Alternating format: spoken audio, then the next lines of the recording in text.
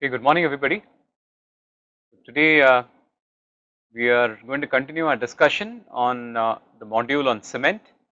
So in the last class we talked a lot about the production process of cement and what is the significance of different processes that are involved in the cement manufacturing. We talked about the different raw materials that are involved in cement production, what kind of post processing needs to be, pre-processing needs to be done before the material actually is blended together and sent into the rotary kiln.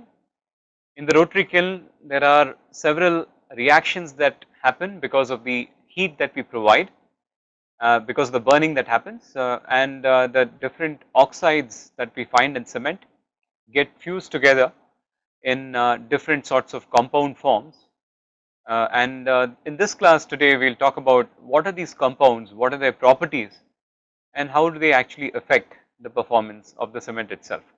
So this class is going to be about cement composition, where we'll not only talk about the typical composition of a cement, we'll also talk about what are the different types of cements available, which are based on the chemical composition differences, and then we'll have some sort of a roundup on cement standards across the world, primarily with a view of the ASTM standards, the Indian standards, and the European standards, which are increasingly being adapted in many parts of the world in terms of how they differ as far as classification of cement is concerned. Okay. So today's lecture is going to be on cement composition. So of course, first of all, it's interesting, although it's not entirely imperative, to understand how do we determine this chemical composition. In the past, of course, it was entirely based on wet chemical analysis, but over the last 30-40 years, the instrumentation technology and its application to the cement industry has increased multifold, because of which now we have several different techniques that can be used. We have X-ray diffraction, optical microscopy, scanning electron microscopy, energy dispersive X-ray analysis, electron microprobe analysis, selective dissolution, and thermal analysis. I told you in the last lecture that in the case of cement manufacture, to ascertain the right quality of cement production, the cement companies install inline testing to ensure that they are getting the right kind of materials inside the kiln, and finally the right composition in the cement itself. And that's usually done using what we say is the X-ray fluorescence apparatus. X-ray fluorescence, I'm not going to go into the technique here, it's not really important, but the idea is that the X-ray fluorescence technique is able to give you an indication of the approximate chemical composition of the cement, which can be used to work out those factors that we talked about in the last class, the lime saturation factor, the alumina ratio, the silica ratio, and the potential C3S for the cement that we are trying to produce. Okay. So again, all these techniques can be utilized in one way or the other to determine either the oxides or the crystalline forms that are present in cement. Okay. And so let's take a look at what these forms are, what are the compounds, and how much they are in terms of the mass of the cement. The oxides specifically in cement are calcium oxide, which is present in the largest quantities. Then you have silicon dioxide, aluminum oxide Al2O3, iron oxide Fe2O3, and other oxides like magnesium oxide, sulfur trioxide, sodium and potassium oxide.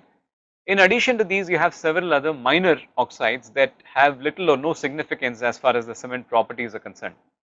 But in terms of the major oxides, you might see that there is an interesting notation that is used by cement chemists to denote these various different types of oxides. For instance, calcium oxide CaO is written simply as C, silicon dioxide is written simply as S, aluminum oxide is written as A, and iron oxide is written as F.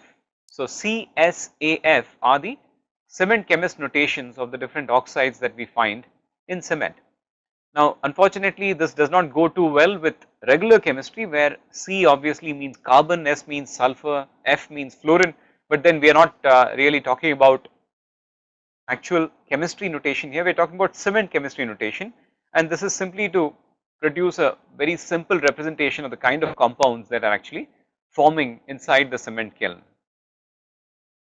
So what are these compounds that are actually forming as a result of your oxides which are interacting with each other? So you have these oxides, that is calcium, silicon, aluminum and iron oxide. As I said earlier, these combine in different ways inside the cementitious kiln to produce these 4 major products, that is C3S tricalcium silicate, C2S dicalcium silicate, C3A tricalcium aluminate, and C4AF or tetracalcium aluminoferrite. Okay. Now, to determine the approximate amounts of these compounds that have formed inside the kiln after the interaction of the oxides, a scientist named Bogue actually proposed a set of equations that can be used for this purpose. So, here these equations, there are 4 of them. You can see that you have percentage of C3S, percentage of C2S, C3 and C4AF. So, again these equations give you the potential composition of the cement in terms of the 4 principal compounds and how these can be derived approximately from the oxides that you have in the cement system. Now, the oxides which are C, S, A and F, and in this case you can also see one equation uses sulfur trioxide or SO3. Okay. So, these are approximate equations, they are not exact because they take into account several assumptions in the system. So, let us take a brief look at what are the assumptions that were used by Bogue to work out these formulations. One major assumption that Bogue made was there are no other secondary minerals in the system. You only have these 4 principal minerals, which is not really an accurate representation of the cementitious system as understood by several cement chemists. Another assumption was that the aluminum oxide to iron oxide ratio is greater than 0.64, which is quite a reasonable assumption. It works out favorably in most cases. Bogue also suggested that all aluminoferrites are present in the form of C4AF. Now, this is indeed not found to be true. There are several different combinations of calcium, alumina and ferrite which exist in the cementitious system as a solid solution. Now, again this is not something that we need to go deeper into, but you have to understand that this C4AF simply represents an approximate average formula and not really the range of chemicals that are actually found in the system. Bogue also assumed that the system is in equilibrium. Now, please remember in thermodynamic systems, equilibrium is usually attained when you have an infinite amount of time for the reaction or at least a minimum amount of time required for the reaction. But in the cement production case, the materials that actually come into the rotary kiln go through the rotary kiln by self weight to the other side, and all this happens in a period of 30 minutes. And in these 30 minutes, there is no way that equilibrium can actually be established. So, that is why the compound compositions that we obtain from the Bogue equations are called potential compound formulations. They are not the actual formulations. I will tell you later that there are other techniques which can be used to measure the actual compound formulations, but for a first guess, the Bogue formulations are fairly good, a good approximation. Okay, so again going back to the Bogue equations, I would like to just show you again the Bogue equations. So, here you have the compound formulations written in terms of the approximate contents of the oxides that are present in the system. Alright, let us move forward from here and try to see what is it that actually happens inside the cementitious system which can help us understand how these products come into being. Now, many of you would have learned basic thermodynamics and you would have seen how systems with 2 or more components interact with each other. The simplest systems are the binary systems. For example, you have sugar and water. You know that as you increase the temperature, you can dissolve more and more sugar into water, okay, and that is basically the thermodynamic system which is containing sugar and water. Apart from this, you may have also come across other alloying systems like brass or bronze, where copper is used with other metals to produce different characteristics. Interestingly, when you blend the 2 metals at very distinct compositions, you get a range of qualities that is not possible by the individual metals alone. So, that is the idea of providing combinations of different materials so that you can actually work out some sort of an optimal combination which gives you very interesting characteristics. So, again when you combine 2 or more metals together and melt them together and start cooling down the temperature from the melting temperature, you result in the formation of different forms of phases, different phases, okay, and at certain temperatures or at certain compositions, the combined melting of this joint phase happens at a temperature lower than the individual metals, and we call that point as a eutectic point. Again, my intention is not to review thermodynamics here, but I just the thermodynamic basis for the formation of the cementitious compounds inside the kiln, because that's quite important for us to understand what are the different systems that exist in this space that happens in the reactions that happen inside the cement kiln. Molten mixture of the raw materials that are inside the kiln, they crystallize into various compounds or various compositions when they cool after the clinker comes out of the rotary kiln. Okay. Now you can imagine there are four principal oxides, that is calcium oxide, silicon dioxide, aluminum oxide and iron oxide, and then you are changing temperature, right. First you are increasing the temperature to a point where you get a molten mixture, and after the clinker comes out, goes through the cooling process, this solidifies into the different components. You must know that all rocks, like igneous rocks, generally form from that sort of a pattern only. You have the molten magma that erupts, and then when it cools down at different rates of cooling, it results in the formation of different types of rocks. So here again, the molten material that comes out of your rotary kiln cools down to form the different components of your clinker, and these components are made up of the four principal oxides C, F, S, A and F. So if you look at it, there are four principal components. So as a result, you can get several binary, ternary or quaternary phase diagrams that exist within. So again, just to simplify the matters further, what we can do is simplify the system by understanding ternary phase diagram actually works. Okay. So let's try to look at a basic ternary phase diagram. So this triangle that is shown here, that's your ternary phase diagram. One vertex of the triangle is 100% of the first component, the other vertex is 100% of the second component, and one more vertex is 100% of the third component. In other words, if my composition is here, that means I choose only one component, that I am at this point. If I go in a direction this way from this vertex to the other side, then I am going in the direction of decreasing that component A. And similarly, when I am going from this vertex, that is 100% of B, to the other end, I am basically decreasing my component B, and from here to here I am decreasing C. Okay. So on, if you look at it like that, on the line AB, there is no presence of the component C. So this is how a ternary phase diagram is constructed, and if you draw the intermediate lines representing intermediate compositions of A, B and C, and that is how you would actually see the ternary phase diagram as.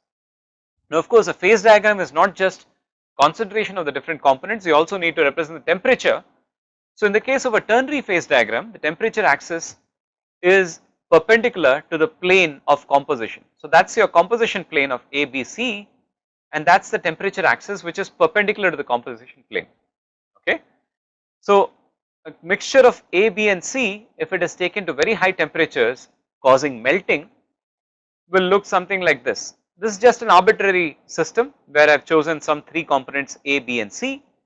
So this is A, that is B and that is C, and the interactions happening between A, B and C as you cool down from a molten state are represented now by not lines but curves. For example, if you are at a temperature somewhere here and you are trying to cool down the temperature of the system, the material cools down, comes to this surface, and now the material can either move in this direction in the surface or in the other direction. Okay.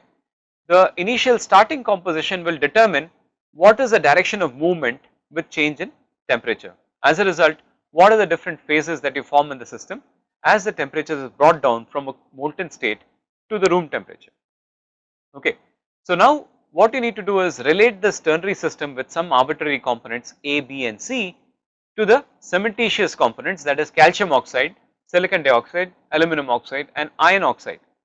But now I am saying there are four components, how do I bring it down to three? You will realize that the cementitious compounds are usually binary phases like C3A, C3S, C2S, which have calcium and silica only or calcium and alumina only. There is only one primary ternary phase, that is calcium aluminoferrite, C4AF. So you can actually break down this four component system into two principal three component systems. One is your calcium, silica, alumina system, and the other is the calcium alumina iron oxide system, okay. And it's still simple to understand that most of your cement is actually coming from the first system, CSA system, because you get C3S, you get C2S, you get C3A, which forms the basic components of your cement. You form most of your cement, about 90% of Portland cement comes from the first system, and only some minor compounds like C4AF and other solid solutions within the same family of systems come from the second system, that is CAF, okay. So again, what you need to do is now look at the phase diagram involving calcium, silica and alumina, and that is what we will see in the next picture here. That is the calcium silica alumina system. Now do not worry about how this system looks like, what are the different diagrams possible, what are the different thermodynamic equilibria that are possible in the system. That is not our aim to understand. I just wanted to show you what this looks like to make you understand how the formulation for cement is actually determined from a sound thermodynamic understanding of the system, which involves 3 different oxides. So once again, in this ternary diagram, this vertex represents calcium oxide, this vertex is aluminum oxide, and the top is silicon dioxide, okay. So in this ternary system, if you were to look at what are the different binary systems that exist, then you will have to look at these lines here. The line from calcium to silicon oxide gives you all the binary systems that may exist in that line. So if you are close to the calcium oxide, you have C3S, which is one of the binary systems, you have C2S, you have CS, which is calcium silicate, which is also a possible binary system, okay. In the case of the silica and alumina, you may have something called A3S2, which is again a binary system. For calcium oxide and aluminum oxide, you have different binary systems like C3A, C12A7, Ca, etc. Okay. Now, what this implies is these mixtures that you have in the kiln can result in one or more of these binary systems or several different ternary systems that are inside. You see there are systems that are depicted inside this graph, which are ternary systems. One of the common systems that you find in materials like granulated blast furnace slag, which is obtained from iron ore processing, is this phase called galenite, which is C2AS. So it's a ternary system, it involves 3 components, okay. But what we know is, as far as cement is concerned, we are essentially getting binary components. So we should be somewhere close to the CAO axis, okay, to the CAO vertex, and let us take a look at that portion of the diagram and see what phases can be obtained in cement manufacture. So again, if this is the same diagram, but I am only taking the lime rich portion of this diagram, that means the portion that is close to calcium oxide. So here this is where I am interested in producing my cement. I want C3S, I want C2S, and I want C3A in my system, and that is what the system is all about. And so I need to choose an initial composition of my raw materials such that I get my calcium oxide, silicon dioxide and aluminum oxide contents within this region, and I need to get it so that I produce a cement that is mainly rich in C3S, because I know that most modern cements have a high content of C3S to ensure that they get very fast strength development, and that is very important because you need to get a quick strength development in order to meet the demands of modern construction. So C3S is the principal component in Portland cement. So you can imagine that most of your formulations for cement will have initial oxide compositions that are somewhere in this region, where you have very high calcium oxide content, fairly moderate silica content and slightly low alumina content. So that results in the production of C3S, C2S and C3A. So this is where cement production comes into picture. You try to understand first what are the compositions that you desire from the raw materials, second how should you actually take the temperatures up and then finally cool to get this combination of materials, okay. So having said that, let us look at what are the different compositions that are possible for cement and how the cement actually looks like once it is viewed under the microscope. So if you look at the appearance of a typical Portland cement clinker, okay. So if I take the clinker that comes out of my rotary kiln after cooling, okay, and I put this under the microscope, it will look very different in terms of the different phases that are seen here. Typical Portland cement clinker is composed of large irregular crystals that are grains of A-lite or C3S, more rounded smaller crystals that are C2S or we call them as B-lite. I will come to the difference between A-lite and C3S and B-lite and C2S a little bit later. And then you have a ground mass that consists of the aluminates and aluminoferites. Okay, we also call them as flux phases. Alright, so let us see what this looks like now. So this is an example of clinker from a very popular textbook by Hewlett, and you see here that you see different forms of grains here. You see this irregular looking crystals here, the brownish irregular looking crystals on the left side diagram. The irregular crystals are those of A-lite or C3S. The more rounded crystals which are showing some lines on the top, the more rounded crystals are those of B-lite or C2S. On the right side image, you do not see any B-lite at all, you do not see any C2S, all the irregular crystals are that of A-lite or C3S.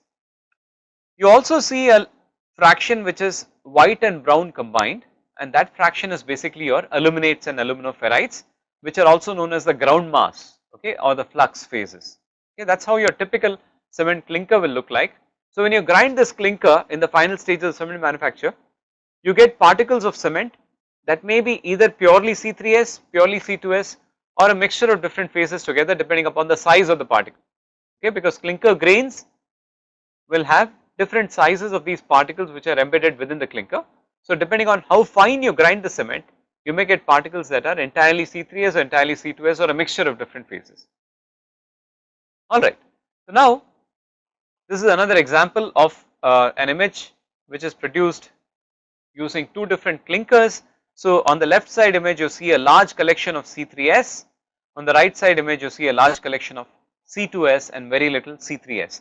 So sometimes you can get very different morphologies from sometimes the same cement or different brands of cement, although all of them claim to be the same type of cement. So let us look now at typical compositions of the cement. In terms of oxides, as I told you earlier, we are operating at a level which is very rich in calcium oxide. So our cement composition in terms of oxides is seen on the left of the slide. You have calcium oxide which is principally 60 to 67%. The next major oxide is silica which is about 17 to 25%, and then you have aluminum oxide and iron oxide next, followed by magnesium oxide. I told you earlier that magnesium oxide could be found depending upon the source of your limestone. Sometimes you get what are known as dolomitic limestones which may give you significant quantities of magnesium oxide. Alkalis usually expressed in terms of sodium oxide, although the alkalis also include potassium oxide, they are expressed in terms of an equivalent sodium oxide concentration.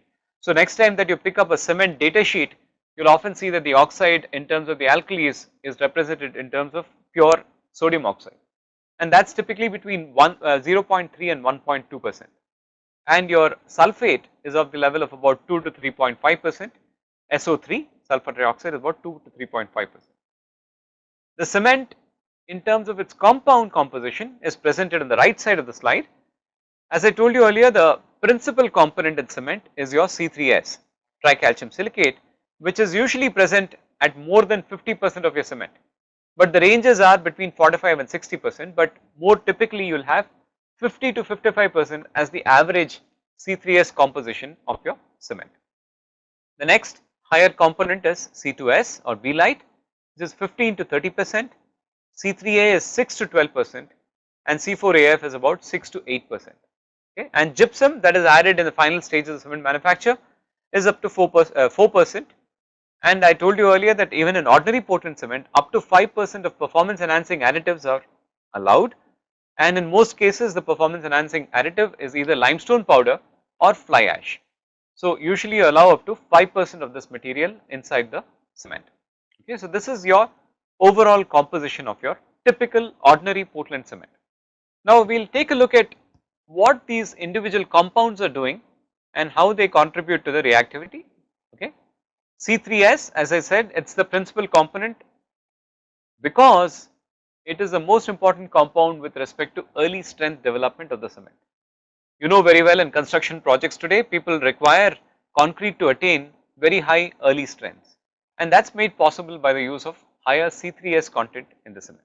Now C3S, I showed you a picture of the clinker earlier, the C3S particles have a highly irregular structure, and because the structure is irregular, it leads to a very high rate of reactivity in the C3S. Because it is reacting fast, it is also able to produce a higher early strength. So that is the primary reason why it does that.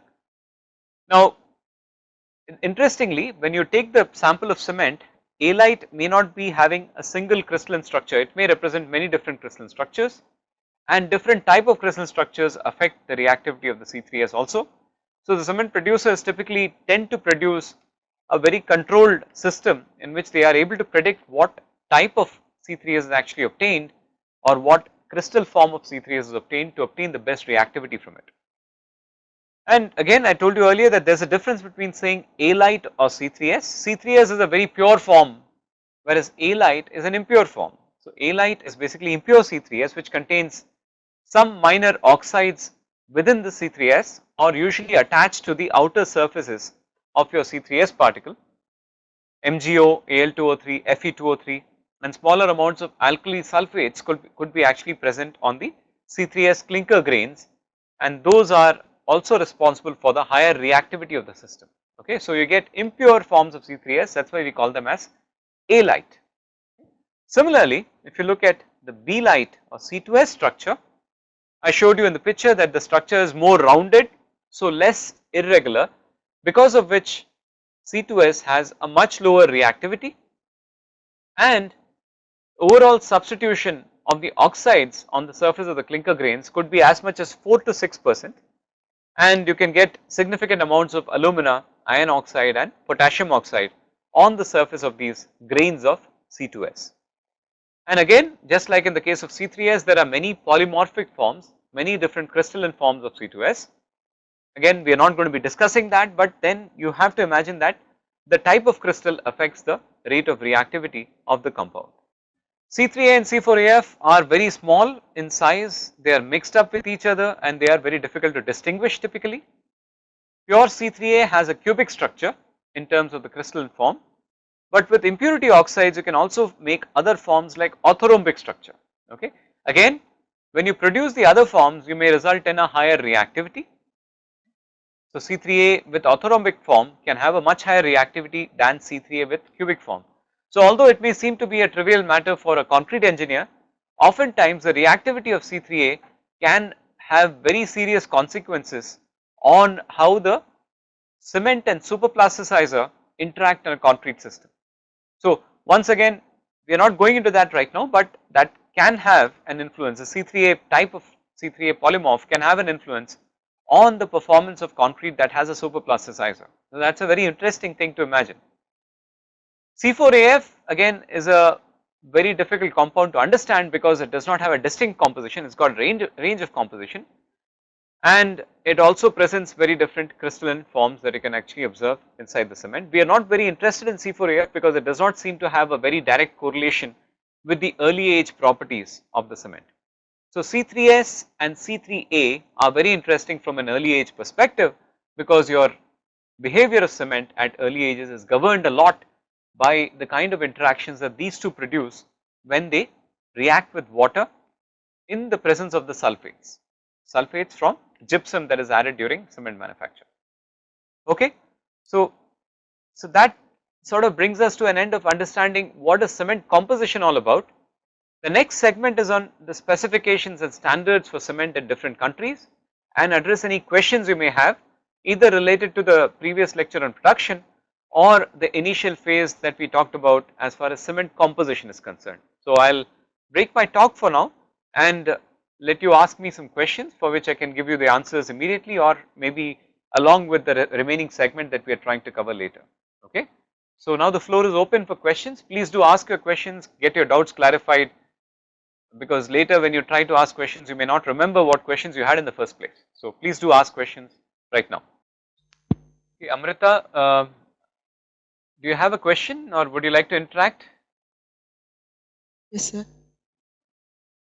Hello, sir. About the reactivity of sir, about the reactivity of C3S and C3A. Okay. C3A is more reactive than C3S, no, sir? Yeah, I'll come to because the actual reactions a little bit later when we talk about cement chemistry. But C3S and C3A are producing very different types of reactions. So uh, C3A, you know that in the absence of gypsum, C3A will react immediately with water and lead to what is called flash setting. But in the sir, presence of gypsum, you have a more controlled reactivity with C3A, which produces ettringite, okay, which we'll talk about again in cement chemistry. no, sir, this is not the doubt, sir. Yeah. What's the reason for that high reactivity of C3A then? Okay. C3, The any high structure? reactivity of C3A is simply the very small crystalline form that it has, because it is formed from the molten phases, and it is formed because of very rapid cooling in the clinker cooling stage, which results in the formation of extremely small crystals. And the small crystalline form is the reason for its reactivity. You know that the smaller the crystal, the more reactive it will be. And of course, the other end of that is you produce in such a speed that you make it amorphous. In this case, none of the cement phases are amorphous, but then the smallness of the crystal of C3A determines its high reactivity. In the case of Thank you, sir. C3S, the irregular structure combined with the presence of the impurities like alkali sulfates can lead to a very high reactivity of the C3S. Okay, sir, thank you. Okay, welcome. We have a question from SEC. Sir, Yeah, can we use e-waste? yeah. Please repeat your question. Can we use e-waste as silicon chips as an alternate for silicon dioxide, sir? That's an interesting question. Oh. Can we use I e-waste, that is silicon chips, as an alternate for silicon as dioxide? a you mean you use it as a source for silicon dioxide for cement manufacture? Are you Yes. asking whether I can use it for cement manufacture or for concrete? Is there any possibilities to manufacture? No, again, see, silicon chip is essentially made of silicon metal. No? So I don't know how much of it is retrievable as silicon dioxide. So we are requiring your silica in oxide form, and that's what is contributed by your clay and your other sand that we add in cement manufacturing process. But I don't know if e-waste can produce the required quantities that we want to produce cement. But e-waste could be, I know that in several projects e-waste has been utilized by producing scrap out of it and using that as partial replacement for aggregate in concrete. I know that has been done, and that could be something that can be done on a trial basis, not for structural concrete, but definitely it can be done for producing blocks for instance with concrete. Is that satisfactory answer to your question, or you have some more? No, sir. Okay. Okay. Okay, there's a question posted on why we are using very low quantities of C4AF. Oh, okay, again, please understand that in the cementitious system, the formulation is made in such a way that we get the optimal performance from the cement. The optimal performance means we have to have a setting which is well controlled. The cement has to set typically within 2 to 4 hours. That's what we see as a normal setting time of cement, and it needs to produce sufficiently high early strengths, and for that we need the C3S content to be maximized. Now C4AF content is not really contributing to the development of your calcium silicates which are resulting in the high strength development. C4AF is reacting in a manner which is quite similar to C3A. We'll again see that in more detail in cement chemistry, but the components of calcium aluminate or calcium aluminoferrite are not really responsible for the filling up of your porosity, which happens a lot more with your calcium silicates. That's why most of your cement is actually calcium silicate. If you look at it, if I showed you the compositions, your C3S and C2S together form nearly 80% of your cement. Okay, only about 15 to 16% is aluminate and ferrite. Within that, typically the aluminates are higher because we want a faster or quicker setting process to happen. The ferrites are typically higher when we go for a cement that is sulfate resistant. Now why this happens, I will talk to you about that a little bit later when we talk about the different types of cements that are available in different standards. Now again, there is a question about what compound can be used in place of gypsum. Now again, please remember that gypsum is used in cement manufacture to ensure that you are able to contribute sulfate to the system. This sulfate interacts with the C3A to control the setting process. Okay. Now any other compound that is able to give sulfates at the rate that we want in the system, that means to be able to contain the C3A in a more controlled reaction, should be good enough. But as of now, I have not seen any substitutes for gypsum, although we have seen different forms of gypsum which could be either derivatives from other industries. Like one of the examples I told you last time was phosphogypsum, which is obtained from the fertilizer industry, which is also being used, which has also been used for cement manufacture in several cases because it is contributing the right quantity of sulfate. But in some cases, cement manufacturers even go for imported gypsum from Middle Eastern countries where gypsum occurs as natural deposits, because those are producing much more controlled properties in the concrete. Okay, so we do not want to produce alternative forms of sulfate which lead to an inconsistent property in the concrete. So that is why we control the sulfate to be added typically in the form of gypsum. The other question is, if the initial setting is increased more than 1 hour, what will be effects on concrete? Please, one thing you need to understand, the initial setting time of cement is typically 2 to 4 hours. Okay. Now you may say that it is 30 minutes as per the standard. Please remember the 30 minutes is only a minimum recommended setting time. That means the cement that you produce should always have a setting time more than 30 minutes.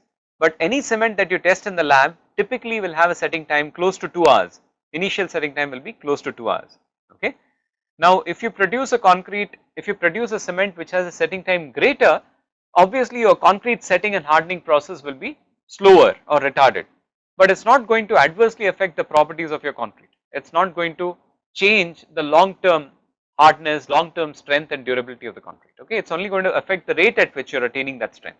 Okay, there is a question on the difference between C3A and C4AF and their properties. Again, I will come to the more specific properties when we talk about hydration reactions. But difference primarily is that C3A is a binary phase, it is produced out of interaction between calcium oxide and aluminum oxide, and C4AF is a ternary phase, and it just turns out that C3A is much more reactive than C4AF and produces or is responsible for the early stiffening and setting of the concrete. Does the irregular shape of C3S contribute to high reactivity? Yes, very much so. So we saw the clinker picture in which the irregular grains were those of C3S and the more rounded grains were those of C2S.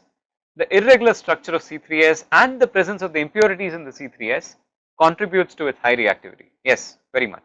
There is one question on, while using quarry dust replacing sand by 100%, what may be the maximum water content we can use in M25 concrete? Again, this is not a question for this lecture, but I will anyway answer that.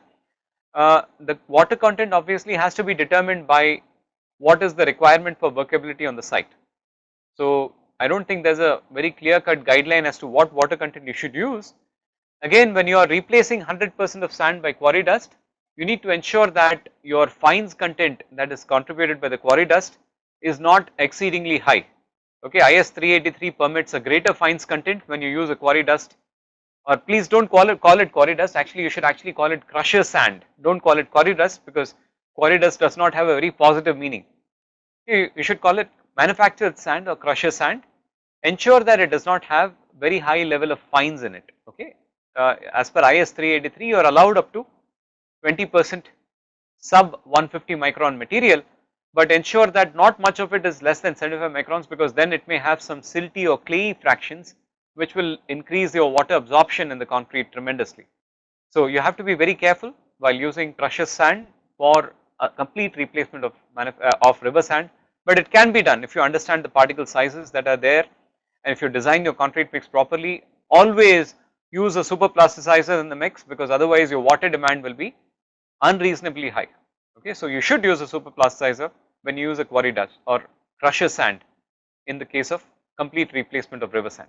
Okay, this question is related to reaction of C3S with water, and it develops more calcium hydroxide as compared to C2S. Okay, indeed that is correct. We will actually see this reaction in our next segment on cement chemistry, but of course, to answer this question, does it affect the durability? More calcium hydroxide in the system will make your system less durable in certain conditions. For example, if you have a chloride attack or if you have a certain type of sulfate attack, the absence of calcium hydroxide or presence of more calcium hydroxide in the system may need may lead to a quicker onset of the reactions that reduce the integrity of your concrete. So I'll talk about this in the later segment when we discuss cement chemistry, but certainly C3S, which is much faster reacting, is desired in the cement from the contribution to the early strength perspective, but cements that are richer in C2S may actually produce concrete that is much more durable in the long run. But this is not an option in modern concrete, because you cannot simply have concrete that attains strength very slowly today. You need to produce concrete that has strength attained at 3 days or 7 days, which is why modern concrete will always have C3S. So you will have to work with the higher calcium hydroxide contents that you get, and one possible solution to that is the use of pozzolanic materials like fly ash or slag, which are then contributing to consumption of some of this calcium hydroxide and reducing the susceptibility to chemical attack. Having said that, calcium hydroxide on its own is a very stable material.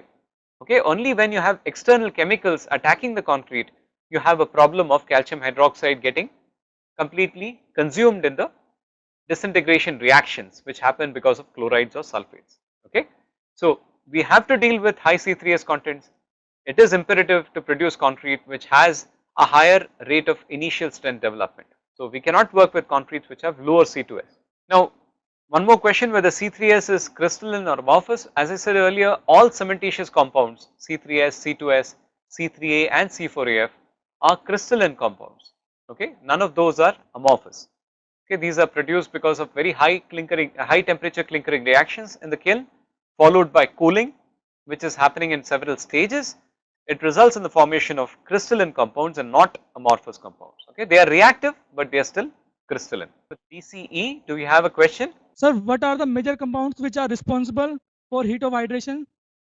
Okay, now again I'll cover this in more detail later, but the major compounds that result in high heat of hydration, as you can rightly guess it, are the ones that are more reactive. C3A is the primary compound contributing to heat of hydration, followed by C3S. So C3A and C3S are responsible for very high heat of hydration. As a result of this, obviously when you want to produce a cement that has a lower heat of hydration, you need to reduce the amount of C3S and C3A. Okay, so when you reduce C3S and C3A, you will automatically increase C2S and C4AF. So that's how the balance works between regular cement and low heat of hydration cement. Okay, there's a question on what is the particle size of C3S and C2S. Again, I'm not going to cover that in detail, but the average particle size that you see for C3S particles will be around 10 microns to about 30 microns, the average particle size. C2S you may find in greater sizes than that also, up to 60 microns is possible in C2S. Okay, so average size for C3S will be around 10 to 30 microns. Okay, I presume that's the end of the questions that are there currently, and we'll again have one more session for the questions towards the end of this lecture, so we can come back to the questions a little bit later. So right now I'll like to resume with my lecture and go on to the second segment of the cement composition module, and this will talk about cement specifications primarily in the ASTM, BIS and EN, that is Euro norms specifications. Okay, so ASTM, if you look at their class of cements, they classify cements into 5 distinct types. You have ASTM type 1, type 2, type 3, type 4 and type 5 cement. Okay, and type 1 is your ordinary Portland cement or general purpose Portland cement. Type 2 is moderately sulfate resistant and moderate heat of hydration. Type 3 is high early strength. Type 4 is low heat of hydration cement, and type 5 is sulfate resistant cement. Okay, now again the heat of hydration I told you earlier is linked to the compounds that react very fast like C3A and C3S. So if you have a high heat of hydration cement, it has higher C3S content and higher C3A content. If you have low heat of hydration, you need to reduce these two compounds. So let's take a look at how these compositions actually vary for the different types of cement. Now compared to type 1 cement, you can see that the compound compositions of the different cements as per ASTM types are given in this table. In type 1 cement, you have, as I said earlier, approximately 50 to 55% of C3S, that is the principal component, in type 1 cement, 20 to 30% of C2S, 8 to 12% C3A and 6 to 10% of C4AF. As opposed to this, when you have to produce moderately sulfate resistant or moderately low heat of hydration cement, you can reduce the C3S content and reduce your C3A content. Okay, you can see very clearly that that's what has been done in this case. Type 2 cement has a lower C3S content and lower C3A content, but automatically your C2S content is going up and C4AF content is going up in the cement. That is how the balance typically works for the cement. Type 3 cement, which is a high early strength cement, please remember early strength is contributed by C3S. So you would like to have a greater C3S content in type 3 cement as opposed to type 1 cement. So greater C3S means lower C2S content, and because you want rapid strength gain, you are also increasing C3A content to 8 to 14%. So your C4AF content is coming out slightly lower as compared to type 1 cement. So type 3 cement, which is high early cement, high early strength cement, increases C3S content and C3A content. Type 4 cement is based on achieving low heat of hydration. So automatically you mean that you are producing a cement that is very rich in C2S and has lower C3S content, okay, and you have C3A which is also lowered as opposed to type 1 cement. So you have cement which is lower in terms of heat of hydration alone.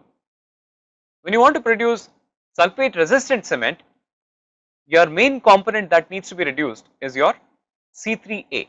Okay, you are seeing here that C3A component is reduced to very low quantities, 0 to 4% in the case of sulfate resistant cement. Okay, now why this produces sulfate resistance, I'll come to that a little bit later.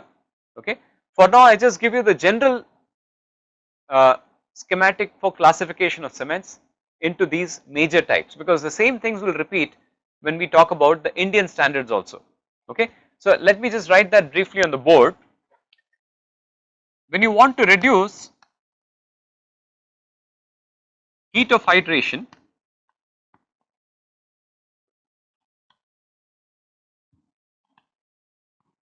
you are going to reduce C3A and C3S. That is what you do when you want to reduce the heat of hydration. When you want to increase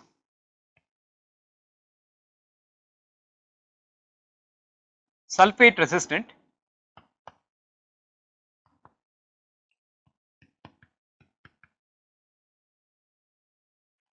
you will reduce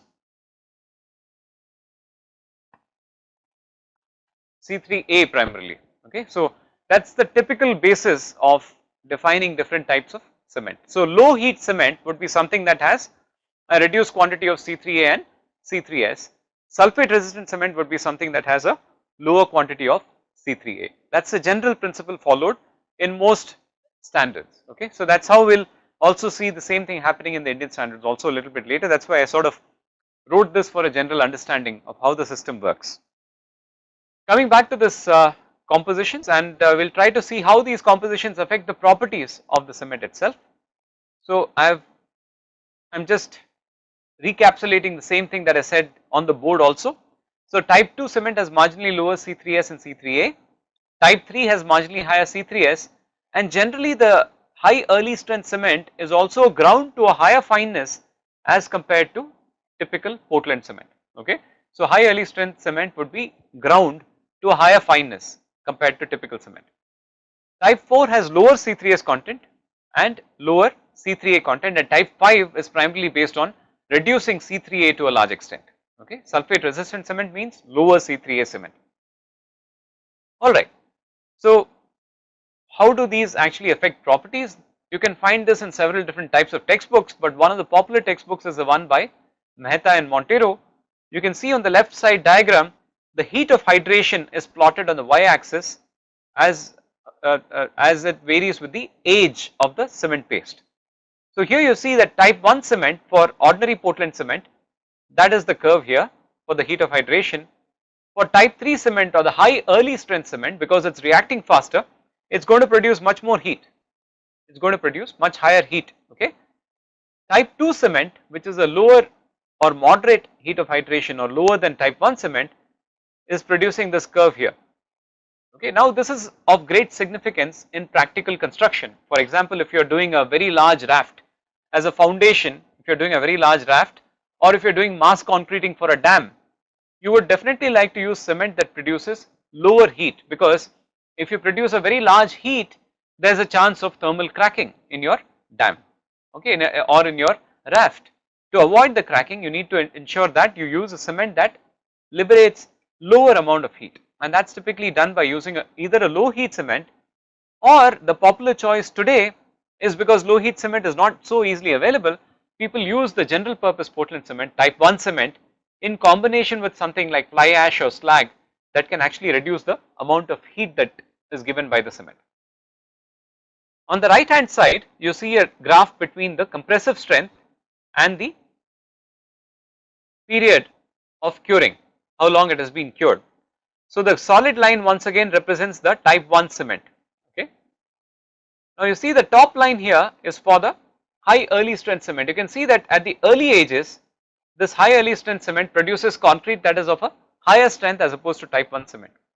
But soon it starts losing steam. That means when you get very high early strengths, the later age strengths may or may not be higher than ordinary Portland cement. You may end up having actually a strength lower than ordinary Portland cement in the long term. On the other hand, when you go for the lower heat cement like type 2 or type 4 cement, you start off at a lower strength, but then you catch up, and you may also even exceed in the long term, as a result of which you will probably have a continued strength development even at very long terms. Now please remember, this is only if I am providing continuous curing to the system. I am continuously providing a source of moisture to cure my concrete. Okay, if I am stopping curing, my strength development will not continue forever. So in this case, of course, we are talking about data that even talks about 5 years. Okay, that's only been produced by 5 years of continuous curing. So it is not possible. Obviously on site, we are talking about curing of 7 days, right? So up to 7 days, you will see definitely there will be a substantial difference in the strengths. If you are using ordinary Portland cement, if you have a certain strength, when you are using a low heat cement, the strength will be much lower at 7 days.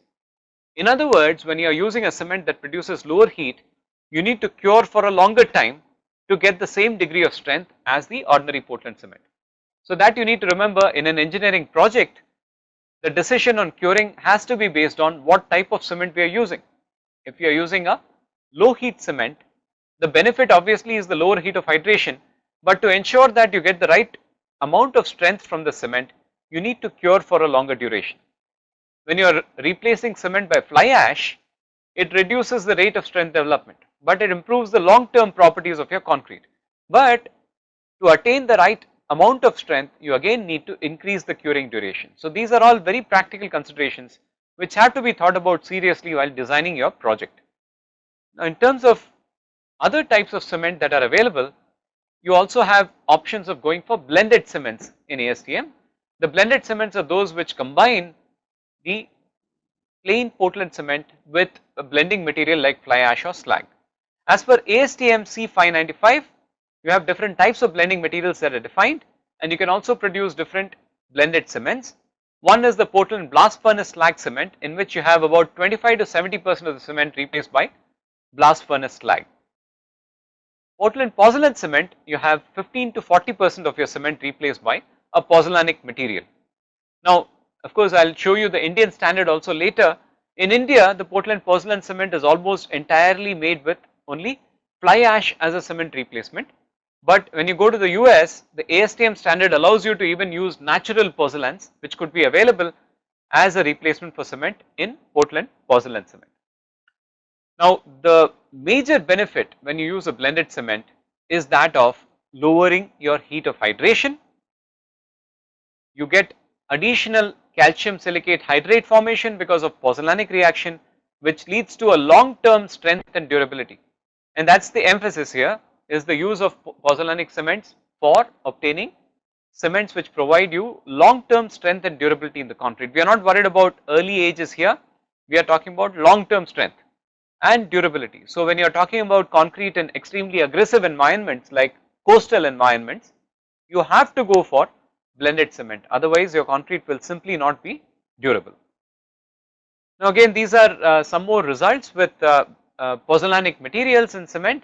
So the result on the left is showing you heat of hydration once again with the extent of pozzolanic replacement of the cement. You see here that at 7, 28 and 90 days, the total heat of hydration is reducing significantly when you are substituting cement with a pozzolanic material. Okay, when you go up to 40-50% replacement, you are going for a concrete that is producing very low heat of hydration. So it's got very little chance of thermal cracking. I'll give you a practical example of this also.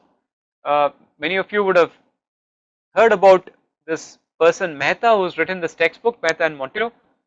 Professor Mehta is one of the leading experts around the world in cement chemistry, and he has worked on a very high volume fly ash concrete for a monolithic foundation block of concrete.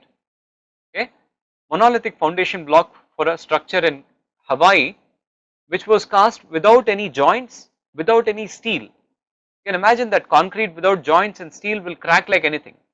But because he was able to choose a cement which had 50% fly ash in it, okay, he was able to produce a concrete which is having such a low heat of hydration that there is absolutely no danger of cracking in this monolithic foundation. So you can produce high volume fly ash concretes which can have extremely low heats of hydration, but please remember, in this case you will have to cure for a very long time. So in Professor Mehta's structure, the curing was actually done for a period of 56 days. So they extended the curing period, and that enabled the strength development. But the advantage of this structure was that you had no cracking at all in a structure that was free of joints and free of steel. So that's not possible to imagine in most of our concrete structures. The data on the right is something which we don't have an explanation right now. It's basically we don't have a discussion of right now, but it's basically alkali silica reaction, which is an expansive reaction that happens in hardened concrete. It is found that when cement is replaced by pozzolanic materials, the extent of expansion can be reduced significantly in the case of alkali silica reactivity. So again, pozzolanic materials not only have benefits in lowering heat of hydration, but the long term durability can be significantly enhanced when we replace cement with pozzolanic additives. Now when we come to the Indian standard classifications, there are again the same regular major types of cements. You have ordinary Portland cement, okay, and then you have the low heat Portland cement, rapid hardening Portland cement, and then you have the two major blended cements, that is Portland pozzolan cement and Portland slag cement. So in India, the ordinary Portland cement is further classified in terms of the strength of the cement mortar into 33, 43 and 53 grade cements. Okay, you might have seen in the market that you sometimes see a bag which is showing 43 grade cement, sometimes you see 53 grade cement. Okay, the reason is of course that when the cement is mixed in a certain quantity with the sand and water, it produces mortar, and you measure the strength of mortar cubes at 3, 7 and 28 days. The grade of cement is related to the strength produced at 28 days. Okay, now you need to understand one thing, that the grade of cement is only telling you the relative speed at which you are going to be attaining the strength. A 53 grade cement is going to attain the strength at 28 days. If you want to attain the same strength with a 43 grade cement, you may want to either wait for a longer time or increase the quantity of the cement in your concrete. Okay, supposing I have the same quantity of cement in my concrete, let's say I make concrete with 33 grade, 43 grade and 53 grade cement, and I test the strength at 28 days, I'll find that the concrete which has 53 grade cement gives me a higher strength than 43, and 43 will be higher than 33. However, if I wait forever, let's say I wait for 5 years and measure the strength of the concrete, I may not find too much difference between the strength of a concrete with a 33, 43 or 53 grade cement. So the difference is in the rate of strength development, okay, because of which I am able to produce concrete with lower amount of 53 grade cement as opposed to 43 grade, because in concrete my strength requirement is at 28 days. Okay, so it's only the rate of strength development that is different. The highest rate of strength development is of 53 grade cement. So that's why we choose for infrastructure projects, we generally choose either 43 or 53 grade cement, because we need a quicker rate of strength development. Okay, So that's the difference in the grade of cement. So the grade of concrete is not the same as the grade of cement. As of now, I can tell you that you can produce any regular concrete grade like M35, M40, M50 with any grade of cement. Only thing is you will need to modify the mix design, choose the right cement content and water cement ratio to get that grade of concrete. So the grade of concrete is different from the grade of cement. You can produce any concrete with any cement, only have to modify the mix design appropriately. The low heat cement again is based on lowering your C3S and C3A contents. Rapid hardening cement is based on increasing C3S and increasing fineness. What I have not listed here is sulfate resistant cement. Even that is also available in the Indian standards. SRC or sulfate resistant cement is also produced with lower C3A content. Okay. Portland pozzolan cement in Indian standard, as I told you, is almost entirely Portland fly ash cement. Okay. One important thing to understand is the quantity of fly ash that is permitted in PPC. Okay. In PPC, typically the code for PPC allows up to 35% of cement clinker to be replaced by fly ash. Okay, 35% is the replacement level permitted for fly ash in PPC. Now in concrete, when you use fly ash as a mineral admixture, generally there is, truly speaking, no clear cut limit as per the Indian standard. But what people do is they take this 35% which is prescribed for the cement itself as the standard limiting value for concrete. Okay. But you may have heard of something called high volume fly ash concrete that is typically produced with 50% of fly ash replacing cement. Now as per the code, technically speaking, there is nothing that does not permit you to add more than 35% in the concrete itself, but as a cement, as a blended cement, your cement should only contain 35% of fly ash at the maximum. But if you take most common cements that are sold by different manufacturers, the cement will have not more than 25% of fly ash, maybe up to 30%. Okay. So that will be the typical limit of fly ash replacement that you will find in most Portland pozzolan cements. Portland slag cement has a similar replacement level permitted for slag as in the ASTM standards. 25 to 70% is permitted, but more typically you will find Portland slag cement is close to 50% replacement by slag. Okay. So typical formulations I'll again write on the board so that you have some clarity regarding that. So for Indian cements, okay, for OPC up to 5% performance enhancers permitted.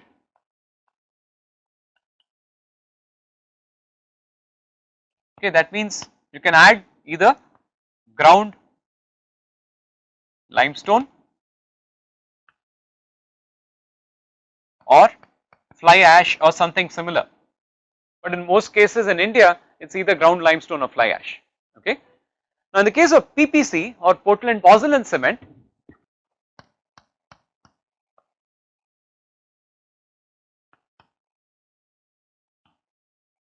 up to 35% fly ash is permitted, but more typically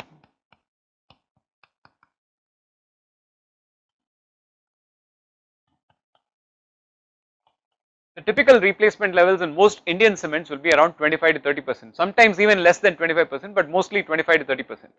Okay. Now PPC standard, if you look carefully, also allows the use of calcined clay in the past. Okay, also allowed the use of calcined clay in the past up to 25%, but today people have shifted almost completely to fly ash only because calcined clay in the past which was used was not giving very controlled or consistent properties because people were using different sources of clay for calcined clay. As a result, the shift has entirely been towards fly ash. Okay. So this is for PPC, and if you look at Portland slag cement or PSC, Portland slag cement, you are permitted between 25 and 70% of slag. Okay, but more typically you have around 50% slag. in your Portland slag cement. So that's the typical replacement level for the slag, about 50%. Okay. I just wanted to give you those values so that you have an idea about the kind of cements that you're dealing with in the market. One more thing I'd like to point out as far as the Indian situation is concerned, that you often don't get the special types of cements very easily in the Indian market, especially when we look at low heat cement or sulfate resistant cement. It's not obtained very easily in the market. Okay, the reason is obviously linked to the manufacture of the cement. It's much easier for the cement plant to continuously manufacture the same type of cement throughout its lifetime, because you don't have to change the process parameters, you don't have to change the blend of the raw materials that you have and so on, and that will, if you keep changing the type of cement, obviously the productivity of the cement will get affected in the cement manufacturing plant, or the cement plant may have to set up a separate kiln to manufacture the special types of cement that they are producing. So oftentimes you find that there is a major shortage of special cements in the market. Okay, so what projects people do is generally tend to use only the general purpose cement, that is the ordinary Portland cement, for most of the construction projects, but you can obtain very different properties. For example, if you want low heat of hydration, you can replace your ordinary Portland cement with fly ash. If you replace cement with slag, you get very good concrete for the marine environment. So you can get very special properties by replacing ordinary Portland cement by these mineral additives, which are really changing the way that concrete is applied today. One more thing that has happened in India is that for the trade segment, that means for general purpose construction that we do around the household, or for repair purposes that are carried out by people not in infrastructure projects but for all general purpose project, which is otherwise called the trade segment. Okay, the cement that is sold in India or which is available for people to buy is only blended cement. You mainly get only Portland pozzolan cement, PPC. You go out to the market to a stockist, it will not be very easy for you to get ordinary Portland cement. Generally people will tend to only have Portland pozzolan cement for the general customers. For infrastructure projects, the project may demand the use of ordinary Portland cement. So in India, increasingly we are shifting towards blended cement for general purpose construction, and that's the step in the right direction, because you know very well, I talked about this earlier, that when cement is manufactured, it is contributing about 6 to 7% of carbon dioxide emissions to the atmosphere. So if you are reducing the impact of cement in the concrete by using appropriate blending materials like fly ash or slag, you are contributing much lesser to the global environmental damage. You are reducing the extent of damage because you have replaced your cement partially with fly ash or slag. So always choose a blended cement wherever possible. As most of you will end up as structural designers, as consultants, wherever possible you have to prescribe the use of blended cements, because they can produce concrete which is much more economical, much more sustainable, and definitely has much better properties than what your ordinary Portland cement concrete can do in severe circumstances, in severe conditions. Alright, so having looked at the Indian standards, I'd like to give a brief presentation on the Euro norms. Now why am I interested in talking about the Euro norms? Now the European norms have produced cement standards that are probably the most progressive, and they have been able to accommodate different levels of substitution of these extending components like fly ash and slag and volcanic ashes into their cements. So I'll talk a little bit about the Euro norm cements also. Broadly, there are 5 different types of cement that are defined by the Euro norms. You have CEM 1, CEM 2, 3, 4 and 5. CEM 1 is basically your Portland cement, very similar to what we have here as the ordinary Portland cement, and they have very similar 5% replacement level permitted for CEM 1. Up to 5% of performance enhancers are allowed in CEM 1. CEM 2 are called Portland composite cements. We will see how this composite is actually derived. CEM 3 is entirely blast furnace slag cement. Okay. CEM 4 is pozzolanic cement and CEM 5 is composite cement. So let's take a look at the differences in these. So type 1 or CEM 1 is roughly the same as our ordinary Portland cement. Up to 5% of performance enhancing additives are permitted. Okay. Now type 2, which I said is Portland composite cement, is again divided into type 2A and type 2B. Okay, so type 2A and type 2B. Type 2A contains between 6 and 20% of what they say is extender. Now, extender is nothing but a supplementary cementing material like fly ash, slag, silica fume, etc. Okay, so type 2A permits 6 to 20% of the extender. Of course, if you are using silica fume, you are restricted to only 10%, because if you use more than 10% silica fume, your concrete will be difficult to control in terms of its workability, because silica fume severely affects the workability. Look at the range of possible extenders that they permit. So permissible extenders, you could just have ground limestone itself as an extender, you have slag, you have siliceous fly ash, calcareous fly ash. In India we call these as type F fly ash, which is siliceous, or type C fly ash, which is calcareous. Like the fly ash that we get from Neyveli Lignite Corporation, that fly ash is called calcareous fly ash or type C fly ash because it has high calcium content. Then you have silica fume, natural pozzolan, artificial pozzolan, burnt shale, and you can also have blend or mixture of more than one component of these. Okay, so they are also allowed. So that blend, so each one of these is represented by a different code.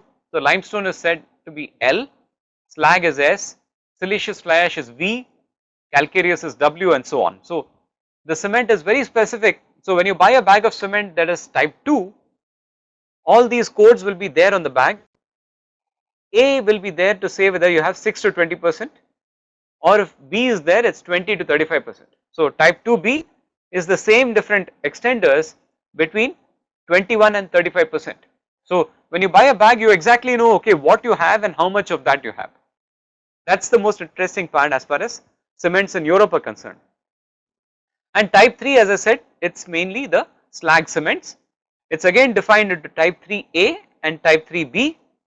Type 3A contains 36 to 65% of slag, okay, which is quite similar to what we have in our Indian standard blast furnace slag cement.